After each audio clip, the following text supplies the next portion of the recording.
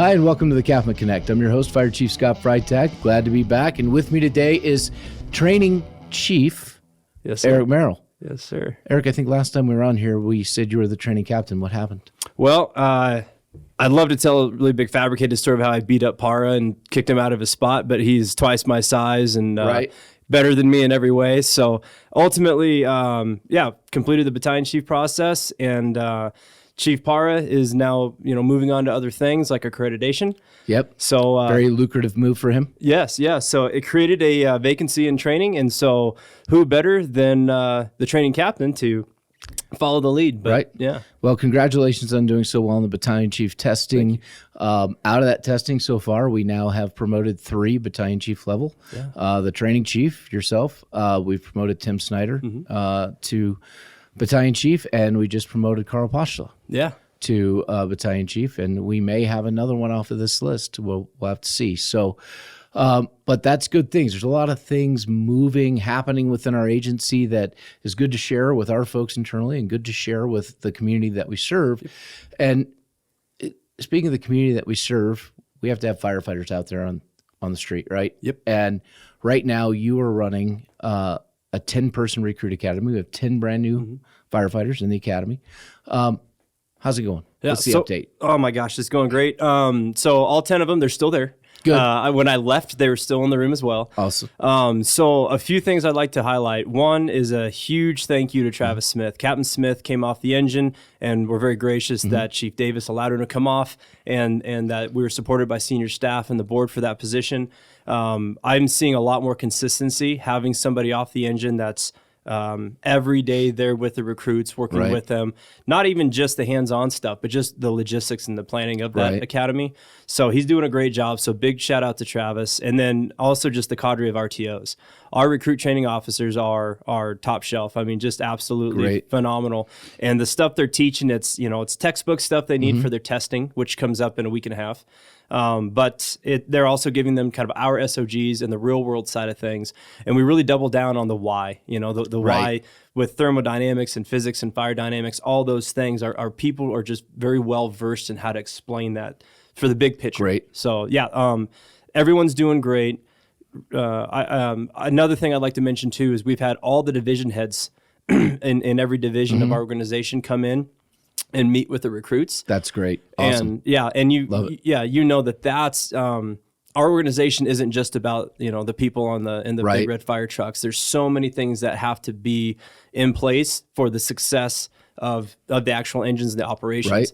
So having those people come in and introduce themselves, and it's kind of this two-way learning opportunity. Sure. So they're sharing their side of how are they conducive to the success of the floor, and then vice versa. Right. So they're learning that early on, and I think that's going to pay dividends down the road. Yeah, I think there's a number of changes that we're trying to make in this academy, this being one of them, getting everyone introduced.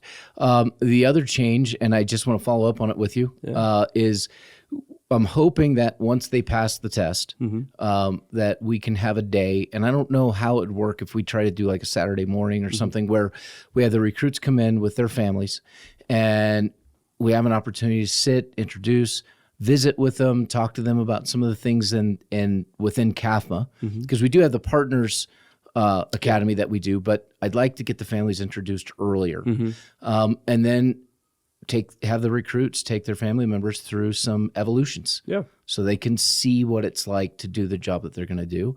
And there's just, I'm hoping there's more of a connection made. Yeah, and I think that's important for a couple reasons. One, like the book. What's the name of that book? I Love a Firefighter. I Love a Firefighter. Yeah. Yep. So Patty has in her office a bunch of books that I need to pick up. Thanks for the reminder. Yes. To use at some point to disseminate to some of the partners, but breaching that conversation, one of connection in those support systems, right? And then also on the back end, the sooner they connect, I think the sooner that they can start leaning on each other. And that doesn't, have to be once they're on the engines. So I do think that we're running out of time, unfortunately, because now we have the kids' Christmas party, which is happening December 9th. And then that's the crazy part is, just how fast these academies go. Right. And next thing you know, it's like, oh man, they left the nest. Yes, but they're already out. Yeah. And there's just a a lot that we're trying to do. And the reason that we're trying to introduce the family earlier on is it's part of our overall development of our mental and behavioral health wellness programs. And we want these to be for every employee in the organization, right? That's the intent. Every employee has access. But we also recognize now that people need different things at different seasons within their careers. So what somebody may need 0 to 5 years is different than 5 to 10 or 10 to 15. And so we're trying to develop programs, and it starts with how do we get the families engaged? Because when we see mental and behavioral health problems, when we see suicide in emergency services, when you go back to the Firefighter Behavioral Health Network who's studying firefighter suicide, the 1,800 when I talked to him that he had, most of those related directly to family and financial issues. Now, chicken or egg, the resiliency, was it a work thing? Was it a family thing? Was it a decision-making thing? It's for a counselor to figure out. Right. The bottom line is that we know family and finance are two key components that drive mental and behavioral health problems. Yep.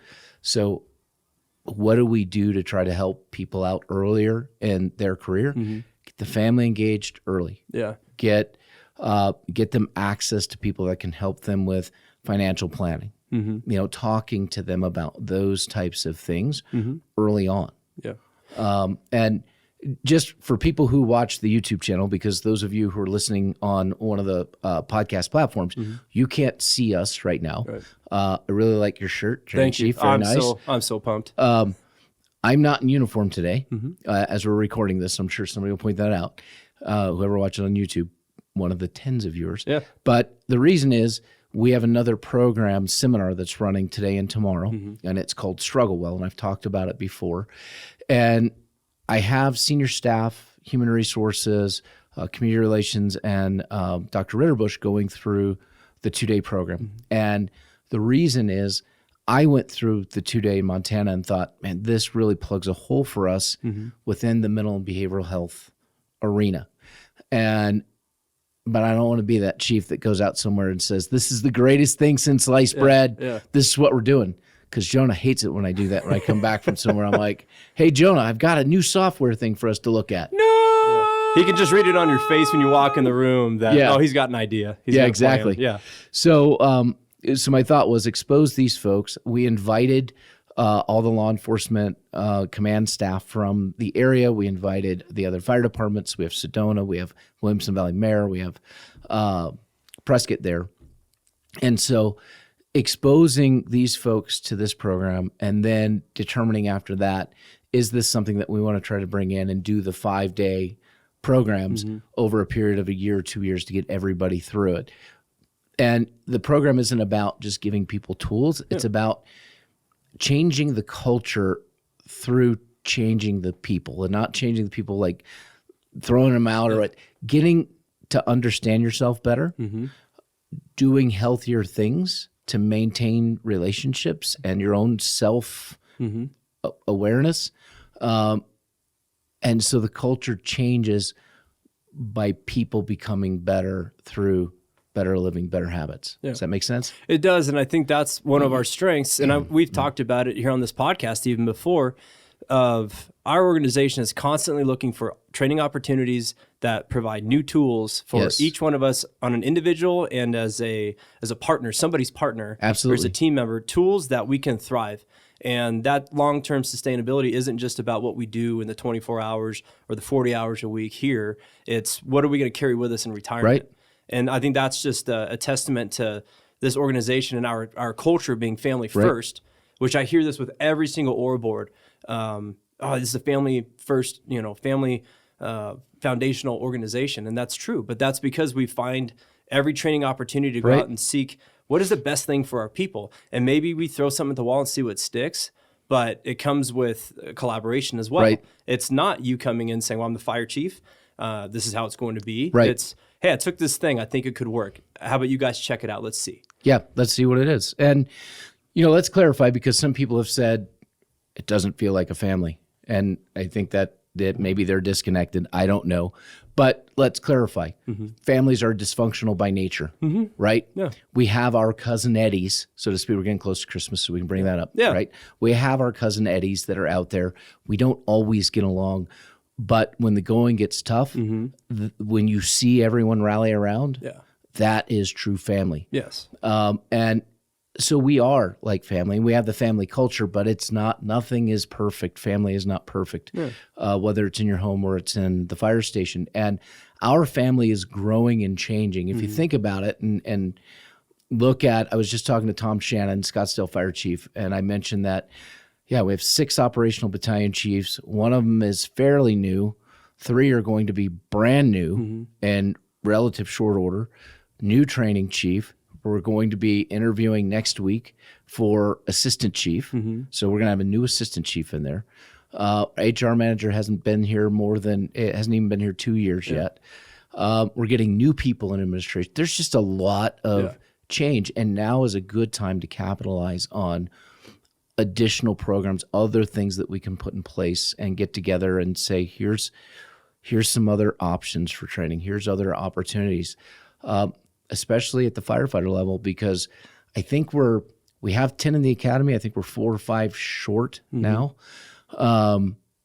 And we're asking the board, if we don't get the SAFER grant, which we haven't heard anything on, we'll be hiring another 8 there. And then when we get the CON, the license to operate transport ambulance, there's another 12 people. So we're going to be doing a lot of hiring, bringing a lot of people in. Now is the prime time for us to shore up that foundation and create more opportunities for people to be successful throughout their entire career and into retirement by providing additional tools. Right. And that's part of the culture, because culture is more so connecting people, but it's evolving. It's constantly evolving. Otherwise, it would be traditions. So the cool thing about us already having a stable culture, despite what a handful of people may say about the family side, we do have a stable culture. And the more people you bring in and the more people that promote, there's this fluid cultural evolution that's constantly happening. And I think sometimes cultures, or I should say, the environments can get a little caught up in all the change that the culture's never really, there's no foundation to it. And that's why I think having that individual understanding of accountability and how do I stabilize myself helps in that big picture. Well, and here's the other thing that I think is important to mention about culture is that while we embrace the culture that we are trying to establish in this organization, not just establish, but maintain, You can't just say, oh, we've arrived. You never arrive. You're always a work in progress with that. And so there are times where we're going to have someone within the organization who doesn't like the culture, isn't a good cultural fit, whether we decide that or they decide that themselves. And that's okay. That shouldn't be looked at as, oh, well, we're terrible because this person left or whatever, because they needed a different environment. That's healthy. Yeah, and I think as long as while they're here, give it everything you got while you're here. And then if you think that there's another opportunity that's a better fit for you, by all means, we love you while you're here. We love you while you're there. And you do what's best for you and your environment, and that's fine. And that's part of the challenge with recruitment, I think, too, that we see and we talk about, because you and I talked earlier this week and about when we recruit, typically we're getting 10 candidates in the end that go through the academy, right? And I just talked about 12, 8, I'm not good with numbers, 20, 25 potential new people, not just new positions, we're filling open spots that we need, but we can only hire about 10 at a time. And that's just because of the pool, and we're very picky, and we're trying to maintain a healthy culture.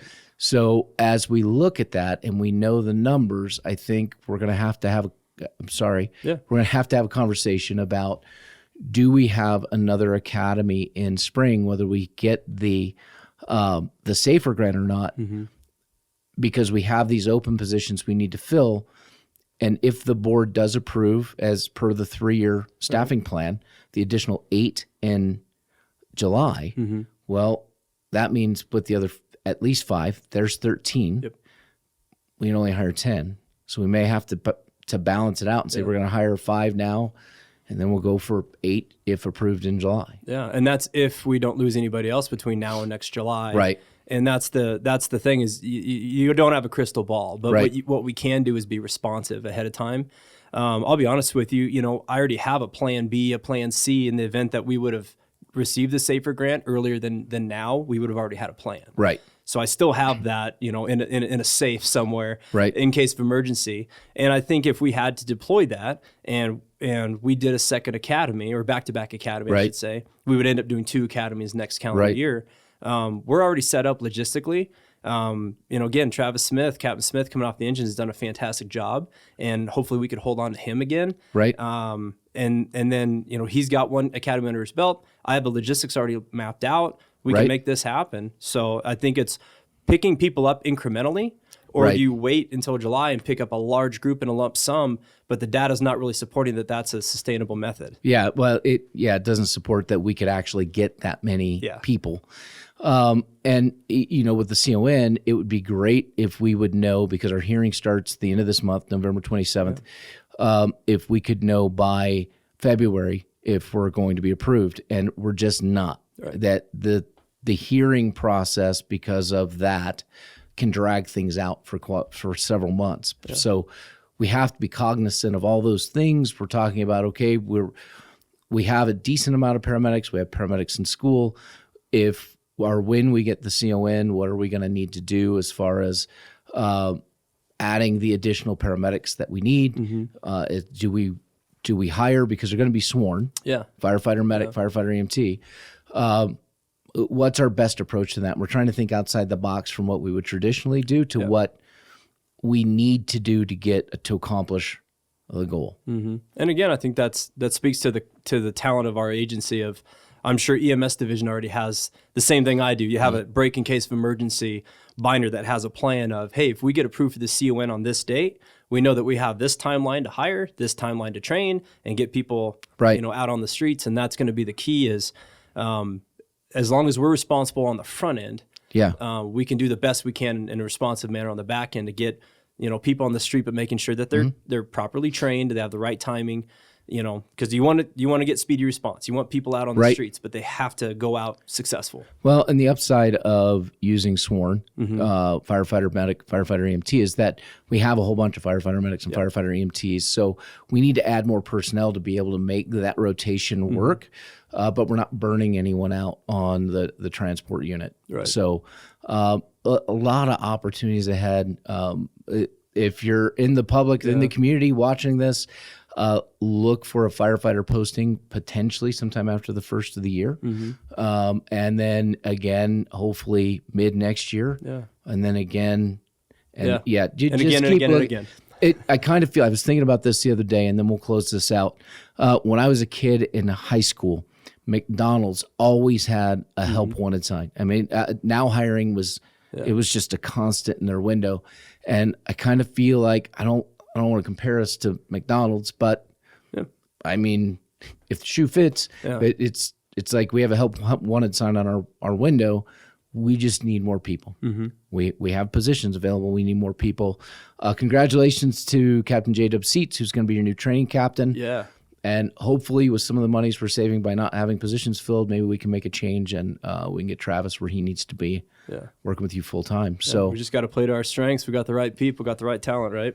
That's right. And we have a lot of talent filling in for Kathy today over there in Jonah. Jonah, thank you for coming in and doing this. We really appreciate it. And with that, Eric, thank you for being here. Thanks for Chief asking. Merrill. Yeah. I appreciate your time. For everyone else, thank you for watching. Please don't forget to like and subscribe.